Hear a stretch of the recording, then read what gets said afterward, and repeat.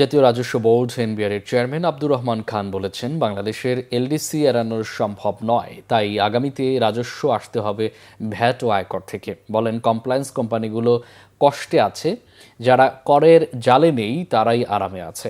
ব্যবসায়ীদের দাবি, বিগত কয়েক বছর ব্যবসার গ্রোথ হয়নি। আওয়ামী লীগ সরকার রপ্তানি বেশি করে দেখিয়ে এসেছে। গোলাম মইনুল হাসানের রিপোর্ট। 2025-26 অর্থবছরের বাজেট প্রণয়নে বিভিন্ন ব্যবসায়ী পেশাজীবী সংগঠন অর্থনীতিবিদদের সাথে ধারাবাহিক প্রাক বাজেট আলোচনা করছে জাতীয় রাজস্ব বোর্ড। বৃহস্পতিবার ঢাকা ও ময়মনসিংহ বিভাগের সব চেম্বারের সাথে বৈঠক করে এনবিআর। এই সময় প্রতিষ্ঠানের চেয়ারম্যান ব্যবসায়ীদের স্মরণ করিয়ে দেন, 2026 সাল নভেম্বরে এলডিসি উত্তোলন করছে বাংলাদেশ।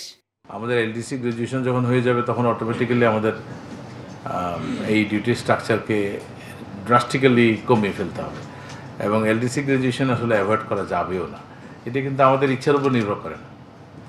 আমরা গ্রো করেছি, এটা সত্য। আমরা গ্রো করলে এখন আমাদের ক্রাইটেরিয়া অনুযায়ী আমরা থাকতে পারবো না, কি বলে, লিস্ট ডেভেলপমেন্ট কান্ট্রি হিসাবে। এটা খুবই স্বাভাবিক। তো সেই হিসাবে ওইটাও আমাদের মাথায় রাখা লাগবে। তার মানে আমাদের ট্যাক্সটা কিন্তু আসতে হবে ভ্যাট থেকে এবং ইনকাম ট্যাক্স থেকে। ব্যবসায়ীদের কাছে প্রকৃত আয় ব্যয়ের হিসাব দাবি করেন এনবিআর চেয়ারম্যান। বলেন, প্রতিষ্ঠানগুলোতে আর্থিক স্বচ্ছতা নিশ্চিত হলে করের হার কমলেও রাজস্ব আহরণের প্রভাব পড়বে না। যারা কমপ্লায়েন্ট এক্সপার্ট তারা খুবই কষ্টের মধ্যে পড়তেছে, কারণ আমাদের যেহেতু টার্গেট বাড়ে, আমরা ওই কমপ্লায়েন্ট এক্সপার্টদেরকে হাতে পায়ে ধরে একটু কি বলে রিকোয়েস্ট করে, অথবা কখনো কখনো কোয়ার্সিভ মেজার নিয়ে ওনাদেরকে বলি আরও ভ্যাট বাড়িয়ে দেন। কিন্তু যারা নেটে নাই, যারা টোটালি দেয় না, তারা কিন্তু এর মধ্যে নাই। তো এই যে নাই, না দিয়ে কেমনে থাকে। বিগত আওয়ামী লীগ সরকার ব্যবসা বাণিজ্যের অবস্থা নিজেদের মতো করে ভালো দেখিয়েছে বলেন বিজিএম এর সাবেক সভাপতি। আপনারা দেখছেন যে গত 10 বছরে দেখা যায় $65 বিলিয়ন এক্সেস এক্সপোর্ট শো করা হয়েছে।